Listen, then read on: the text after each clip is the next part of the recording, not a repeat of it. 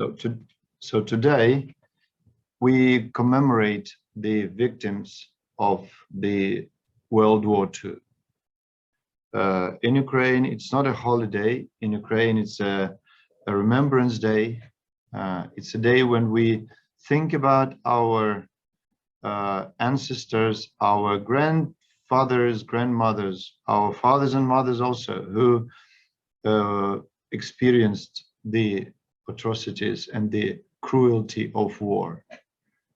Myself, I still have two relatives, my wife's grandmother and my grandmother's sister, who are still alive and who still remember the sounds of bombs dropping down the Ukrainian cities. They still remember this and told me that they really believed it would never happen again.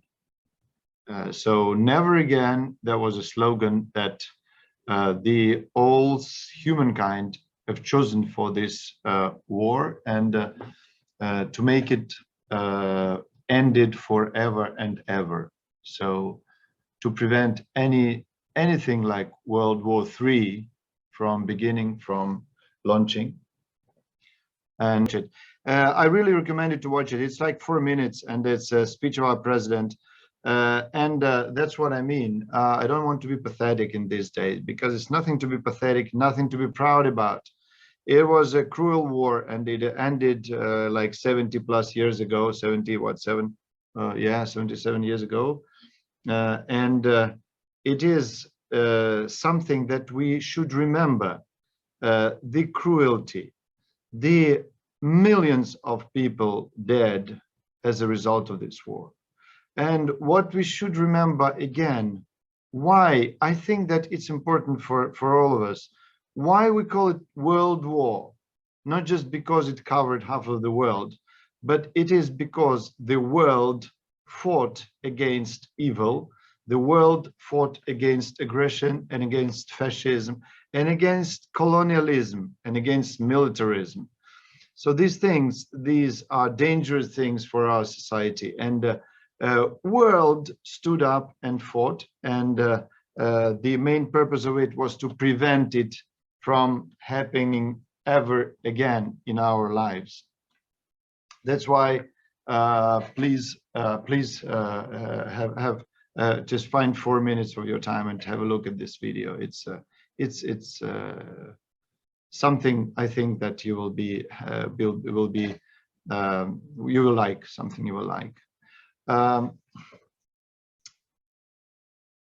want also you to remember, every one of you, that many times everybody is reminded by the Russian propaganda that Russia was the winner of the Second World War, and Russia helped a lot Indonesia, and Russia helped everyone, and Russia saved everyone from blah, blah, blah.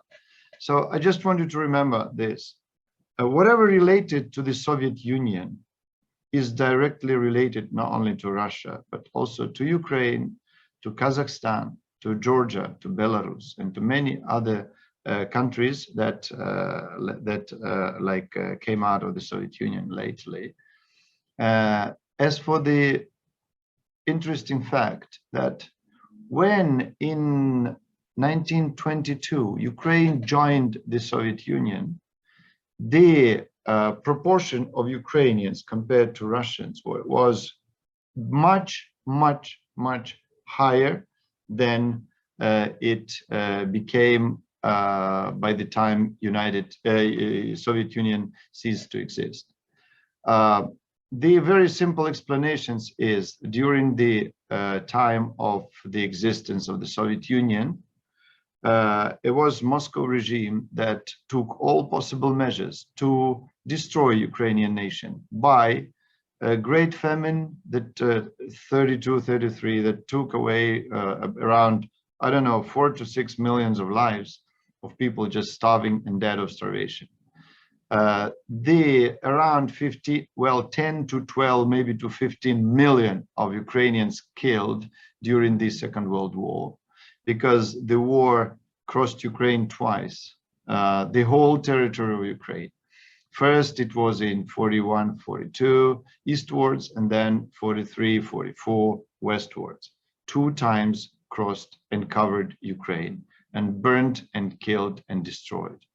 And the third is that Moscow, Stalin's regime and communist regimes took a lot of measures to displace Ukrainians from the homes and displace Crimean Tatars. And now, as the result, a lot of Ukrainians found themselves living in Siberia, living in far like eastern part of the Soviet Union, or so to say, in Russia. Exactly this is what they're trying to do now these days. So I'm very sad, and I'm grieving to repeat this, but never again in Russian interpretation became again. So they canceled the word never. And what we really see today is the repetition, is the same model applied to Ukraine as it was applied 77 something years ago. It is really a tragedy, not for Ukraine only, but it is a tragedy for the world. So we have instead of never again, we have again. And unfortunately, I traced the. It is again. It's very painful to compare and to see to draw the parallels, but as I see the war developing in Ukraine of Russia against us, against our people, I really see the repetition of many wars Russia committed against sovereign states, and the latest example is Syria. If you pay attention to this, it was Syria that became like a training place, training field to practice and to use the weapons and to use the methods they later applied to Ukraine. It's cruel. It is Syria that they exploited the long-range missiles that destroyed exactly what they did in Ukraine, destroyed civilian infrastructure, not military infrastructure. And it is the very cruel types of weapons like cassette bombs and like phosphoric bombs and all that they later applied in Ukraine. So the butchers like Putin and his team are, I don't think that just following this topic, I don't think that they have the ability to negotiate, and I don't think they have ever ability of peace talks, because the purpose is different. However, I think that I would not describe you how the anti-Russian operation and resistance of Ukrainian army is developing. It's I think it's very positive and very promising. So I would not comment on this. I would comment on that. I think that it is pretty obvious now, and all the experts of the world community, I think, are unanimous in this, that Russia has failed already, and now it's just a matter of time when they be defeated, when they are defeated, and when they surrender. It's a matter of time, because the anti-war coalition has been created, and it is strong, and it's very obvious that not only NATO member states joined it, and many other states, including Asian and African states. So it's a global coalition against the war, against the Third World War. So one more matter. I've been asked many times these days about the propaganda, and about that. Well, there is a propaganda not only in Russia but in Ukraine and in the West. Just make it absolutely clear: propaganda is something that can exist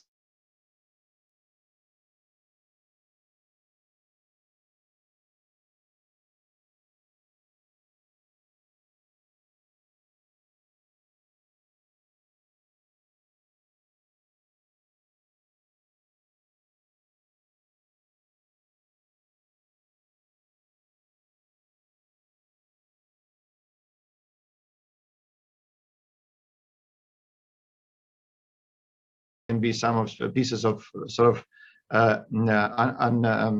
unintentional disinformation, whatever, misdirection, but it's not propaganda. Propaganda is something built upon the censorship, built upon the closed media space. It's been built upon the dictatorship and the absolute power of the dictator and tyrant. And its purpose is to totally mislead the world community and, first of all, of course, its own nation, its own people. So when we use propaganda, please don't use it, you don't apply it to the countries like, I don't know, like Poland, like Ukraine, or like Indonesia, because it's not like this. It can exist in countries like North Korea or Russia and yeah, some other countries. Yeah. It is very sad to state, I just want to cite it because I was I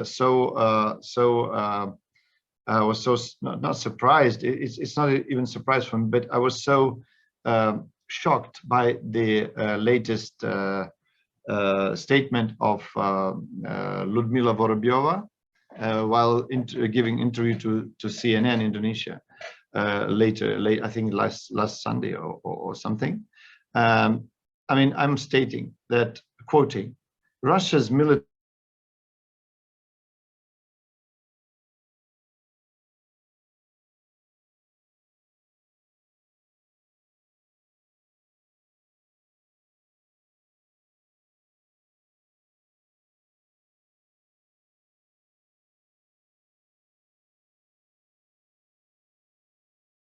the massive bombings of civilian infrastructure and the total destruction of the cities and towns of Ukraine was the plan of Russian Federation. And now, I mean, they even don't feel ashamed to recognize it in public. And it is so amazingly shocking for me. You've heard about Mariupol, you've heard about Kharkiv, you've heard about bombardments of these cities, but maybe you still haven't heard about dozens of Ukrainian towns and villages which were destroyed even worse than Mariupol. They were just bombed to the ground. And there's a lot of villages and towns in Ukraine, in eastern Ukraine, like this, unfortunately. And we will be disclosing this truth. We will be demonstrating the video and photos of these destroyed cities. And what is even more painful for me is that in the temporarily occupied territories of Ukraine, still there are tortures and there is violence against civilians. So people are kept in cells down the schools, in the basement.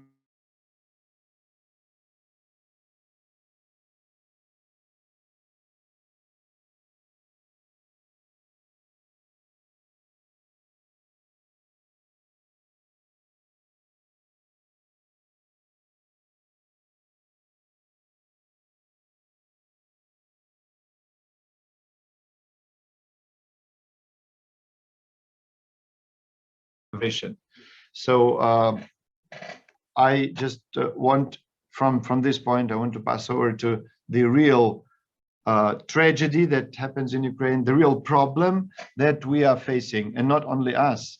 And I think that this is something that world community must not be silent about.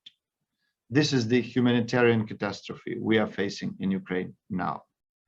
And this is a humanitarian catastrophe related and referred to the, again, to the war crimes against humanity. And it is not fair, I think, to remain silent by anyone, by any manusia of goodwill about the war crimes committed against children, women, and in general civilians. This is not a time to be silent about this. And furthermore, we are facing globally the food security, energy, and logistics crisis. And this crisis is worsening and deteriorating day by day. And I think, again, this is something no one in the world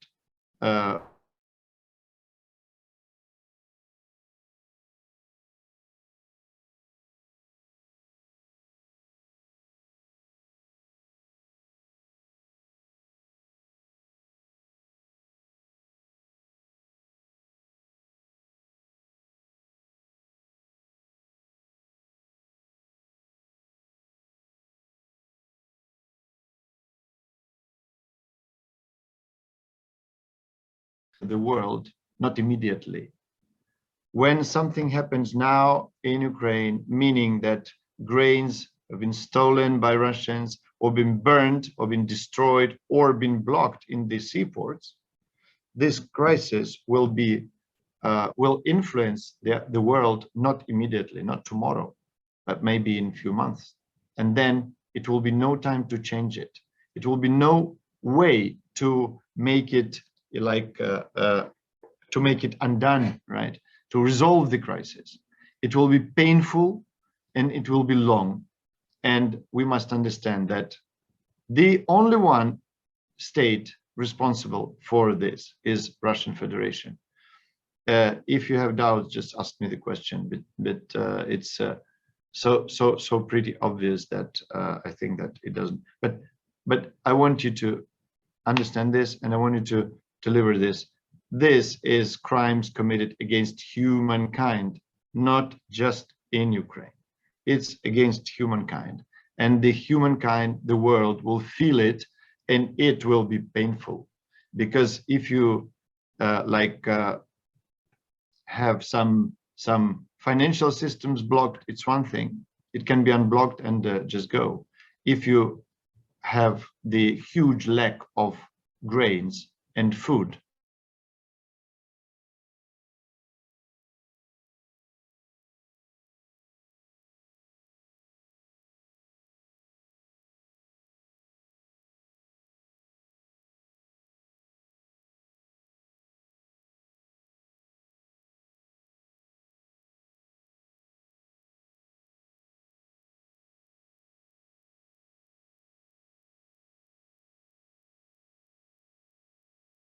for himself. I mean, the states are deciding what to do and what to say, but I think that it's not a time to be silent for anyone, for any state, for any human being.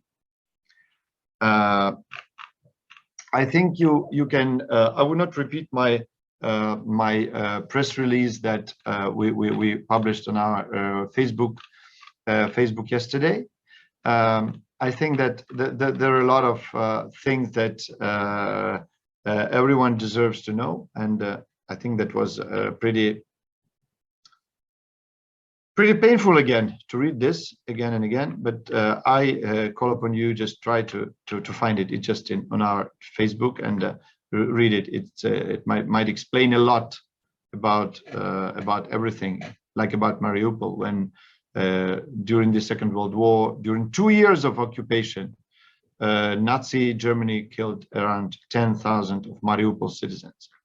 Now Russians within 2 months killed twice as much, more than 20,000, and this is not the limit, because we still don't know what happened to many people, just disappeared, and it is the true face of Russia, or Russism. We call it Russian fascism or Russism. So please read this this Facebook. I think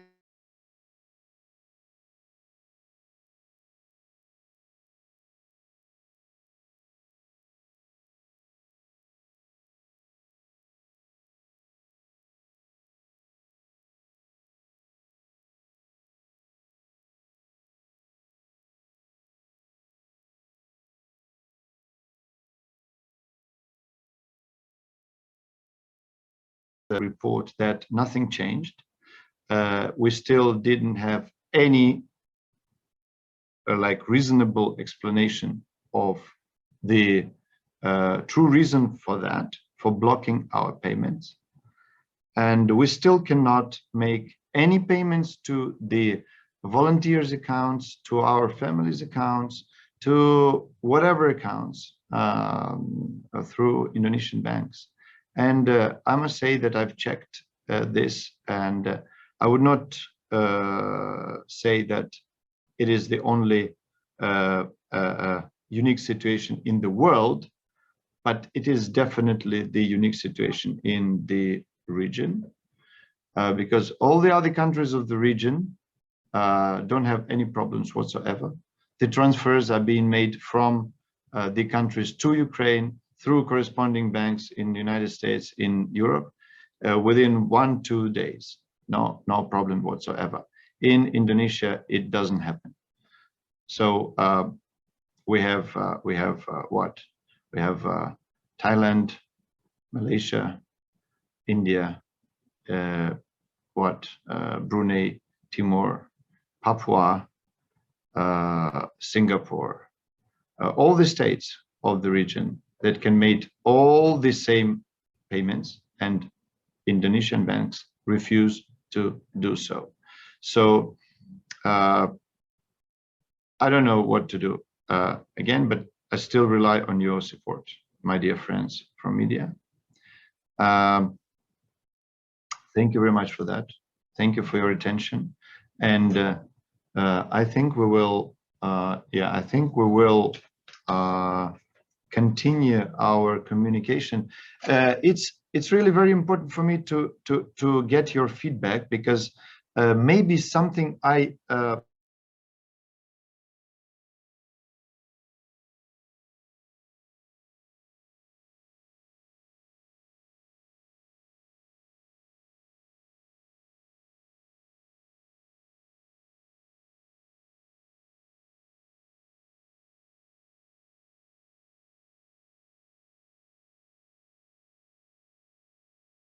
already understand entirely. So please, my dear friends and colleagues, if you can write the feedback to Svetlana or to me directly, it's no problem, just write it to me, and we'll prepare the answers. Or we still have like 8 minutes left. Maybe you can want to ask whatever question, please do, because I really want you to get the information you need, or you feel like this. Okay, do you have any questions? I'll try to answer very briefly, and please do not hesitate. You can write it in the comments. Yeah, no, chat. Oh my God, it's question I I don't understand. It's in Bahasa. Это я на Бахатській писала, що це виступ президента. Okay. До цього Ютубу. Okay. So please, any questions again? If not, then I will say again, thank you so much, and please follow us in social media, and thank you for attending.